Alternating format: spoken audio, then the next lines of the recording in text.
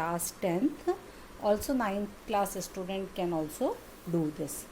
देखो probability का मतलब क्या होता है, जैसे कुछ हमारे पास में टोटल इवेंट्स जो हो सकते हैं और उसमें से जो पॉसिबल इवेंट्स बनते हैं वो प्रॉबेबिलिटी कहलाती है. प्रॉबेबिलिटी का मतलब है संभावना, कि कितनी संभावना हो सकती है.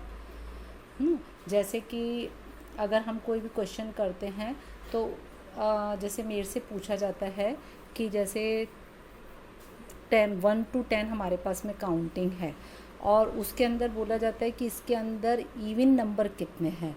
तो हमारे पास में हमको कितने नंबर चेक करने पड़ेंगे टोटल? 1 2 3 4 5 6 7 8 9 10. मुझे पूरे 10 नंबर चेक करने पड़ेंगे और 10 नंबर चेक करने के बाद में मेरे पास में कितनी संभावना है जो कि इवन नंबर हैं. 5 नंबर इवन है, 2 4 6 8 10. तो हमारा आंसर क्या हो गया? 5/10, जो कि 1/2 के इक्वल होता है. ये कहलाती है प्रॉबेबिलिटी. तो प्रॉबेबिलिटी का मतलब होता है कि टोटल इवेंट्स कितने हो सकते हैं और उसमें से जो तुमसे पूछा गया है उसकी संभावना क्या है, ये हम इसको कहते हैं हम प्रॉबेबिलिटी. अब देखो प्रॉबेबिलिटी में मैं यहाँ पर कुछ छोटे छोटे क्वेश्चंस पे हम नहीं जा रहे हैं. एनसीईआरटी के क्वेश्चन हम सबसे लास्ट में लेंगे. उससे पहले मैं तुम्हें कुछ बेसिक बताना चाहूँगी जो कि स्टूडेंट्स हमेशा इसमें गलती करते हैं और बोर्ड एग्ज़ाम में इस पे क्वेश्चन पूछे जाते हैं. और ये कुछ हमारी एनसीईआरटी से या आरबीएससी की बुक से कुछ अलग हटके है. क्वेश्चंस तो इस पर आते हैं लेकिन बेसिक बच्चों को इसका जानना ज़रूरी होता है. तो मैं तुम्हें कुछ क्वेश्चंस का बेसिक बताना चाहूँगी. जैसे देखो अगर तुम इस बेसिक को करते हो तो मुझे लगता है कि कोई भी क्वेश्चन अगर प्रॉबेबिलिटी में आता है तो you can attempt it easily. अब देखो एक क्वेश्चन आता है कार्ड्स के ऊपर. प्लेइंग कार्ड्स हम सभी जानते हैं, खेलते भी होगे तुम लोग, लेकिन बहुत सी बार ये होता है कि बच्चों को ये तो पता होता है कि इक्का क्या होता है, ईट क्या होता है, लाल पान क्या है, काला पान क्या है, लेकिन वहाँ पर क्वेश्चन तुम्हें हिंदी में नहीं आ रहा है, इंग्लिश के अंदर क्वेश्चन आता है. तो हमें उसकी इंग्लिश टर्म्स एक तो पता होनी चाहिए, हमें कुछ चीज़ें और उसके बारे में पता होनी चाहिए. तो ये मैं तुम्हें बता रही हूँ, इसको तुम ध्यान से सुनो. देखो कार्ड्स टोटल होते हैं 52. टोटल कितने उसमें पत्ते होते हैं या कार्ड्स होते हैं? टोटल 52 पत्ते होते हैं और हर कलर का 13 होता है. कलर नहीं कहूँगी मैं, हर जो सिंबल होता है उसके ऊपर उस सिंबल के 13 13 13 इस तरह से पत्ते होते हैं हमारे पास में. और जैसे रेड कार्ड्स हमारे पास में 26 होंगे और ब्लैक कार्ड भी हमारे पास में 26 होंगे. वो कैसे? देखो एक इस तरह का सिंबल बना हुआ होता है, इसको हम कहते हैं क्लब, जिसको हिंदी में हम कहते हैं चिड़िया. तो ये क्या कहलाता है? क्लब. फिर ये है ईंट. ईंट को हम इंग्लिश में कहते हैं डायमंड. ये है काला पान. काला पान को हम कहते हैं स्पेड.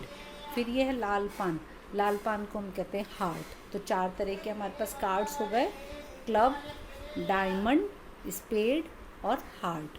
फिर देखो इसमें तुम देख रहे हो कि क्लब और स्पेड ये दोनों ब्लैक इन कलर हैं और डायमंड और हार्ट रेड इन कलर है. ये भी 13 होते हैं, ये भी 13, ये भी 13, ये भी 13 होते हैं. फिर देखो इसमें कुछ कार्ड्स होते हैं जैसे कि हम इसको कहते हैं, ये फेस कार्ड्स हैं. एस, इसको हम हिंदी में इक्का कहते हैं. रानी, जिसको हम क्वीन कहते हैं. बादशाह, जो कि किंग कहलाता है. और गुलाम, जिसको हम जैक कहते हैं. तो ये नाम हमें पता होने चाहिए क्योंकि क्वेश्चन हमसे एग्ज़ाम में पूछ सकते हैं कि how many red aces are there, how many black aces are there. तो प्रॉबेबिलिटी उसकी क्या होगी ये हमको पता होना चाहिए. तो हम कि इक्के को हम इंग्लिश में क्या बोलते हैं? एस. और फिर हमारे पास में कितने फेस कार्ड हुए?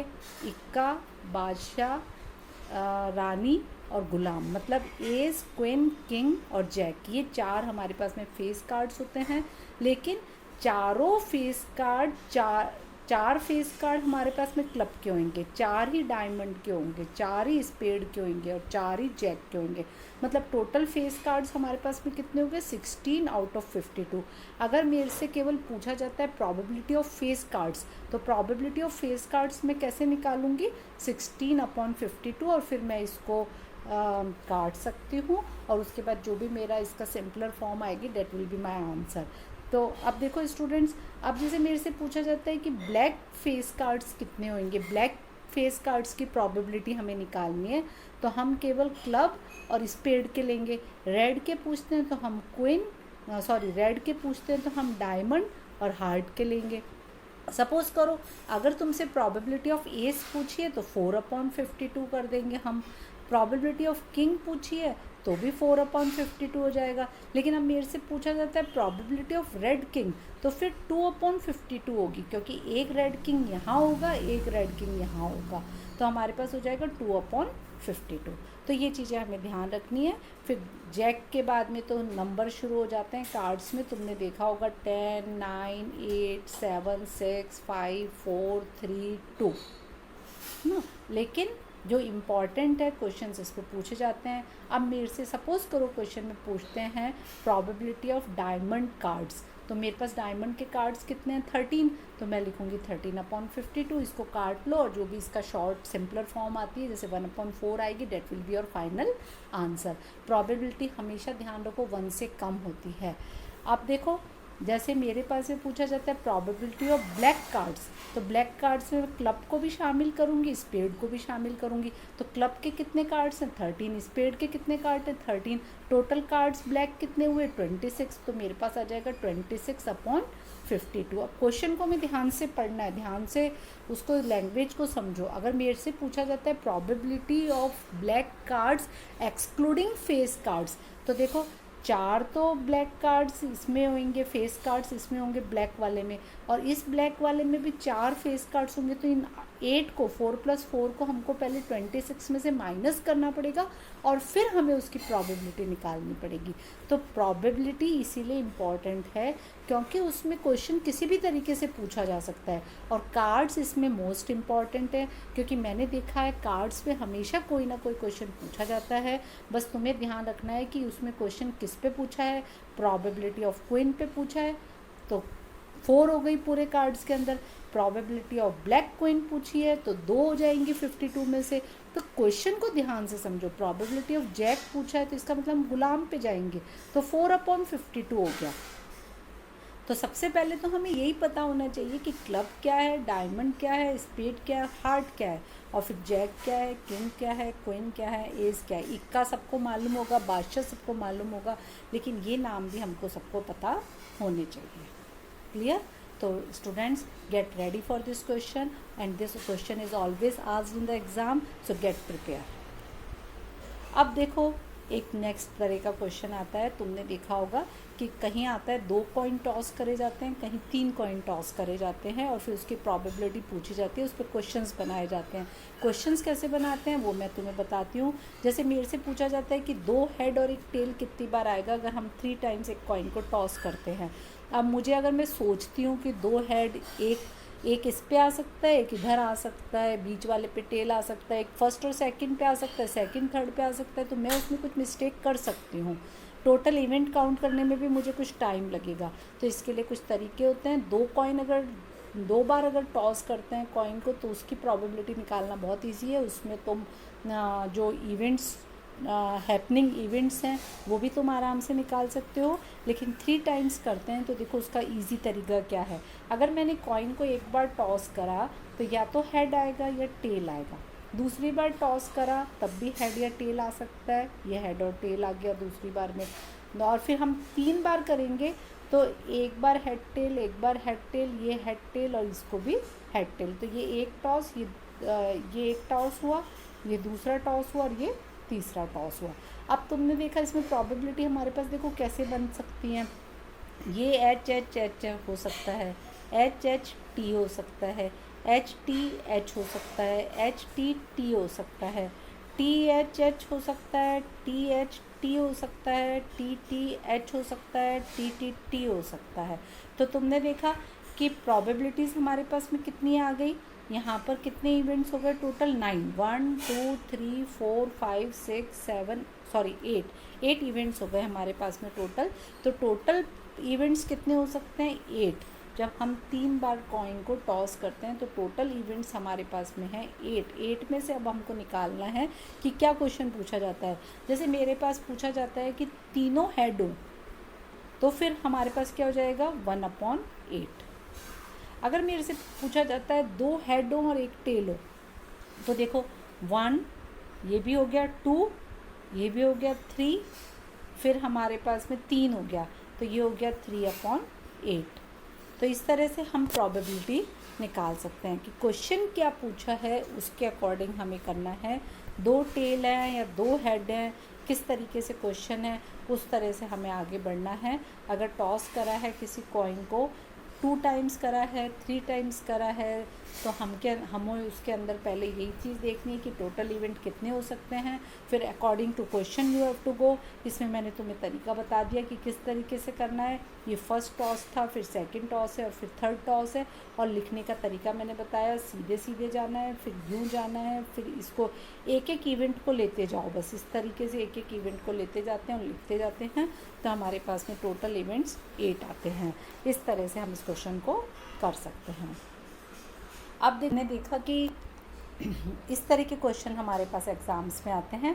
अब हम एक तीसरे तरह के क्वेश्चन पे मैं आ रही हूँ, उसका बेसिक भी जानना ज़रूरी है। जैसे हमसे क्वेश्चन पूछा जाता है 2 dice when thrown total elementary events उसमें कितने बनते हैं। तो कुछ तो स्टूडेंट्स को यही नहीं पता है कि टोटल एलिमेंट्री इवेंट्स कितने होंगे। वो लोग सोचते हैं कि डाइज में तो 1 2 3 4 5 6 होता है, तो वो लोग 6 टोटल इवेंट्स ले लेते हैं और उससे आगे बढ़ते हैं।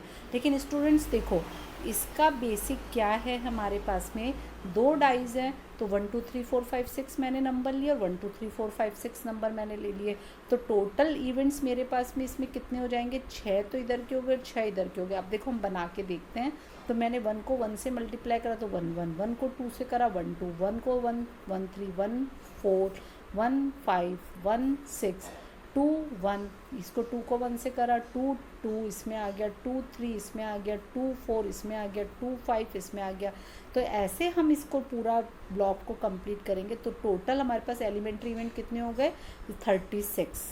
तो इसको तुम काउंट करो तो 36 ब्लॉक्स हैं। तो हमारे पास में 2 डाइस जब थ्रो करते हैं तो हमारे पास टोटल इवेंट्स बनते हैं 36। अब जो भी हमारा आंसर निकलेगा वो कितने में से निकलेगा, 36 में से निकलेगा। अगर 1 डाइस होती तो उसका आंसर हम 6 में से निकालते, लेकिन 2 डाइज हैं तो उसका टोटल इवेंट्स हो जाते हैं 36। अब देखो इसमें क्वेश्चन कैसे पूछे जाते हैं। जैसे कि मेरे से क्वेश्चन पूछा जाता है कि their sum should be even. Even का मतलब क्या हुआ, the sum should be divisible by 2।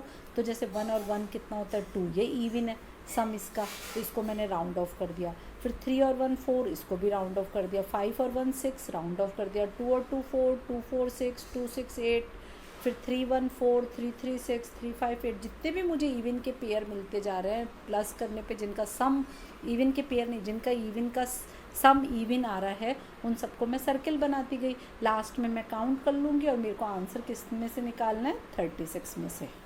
समझ गए हो। अब जैसे सपोज़ करो मेरे से क्वेश्चन पूछा जाता है कि their sum should be divided by 3।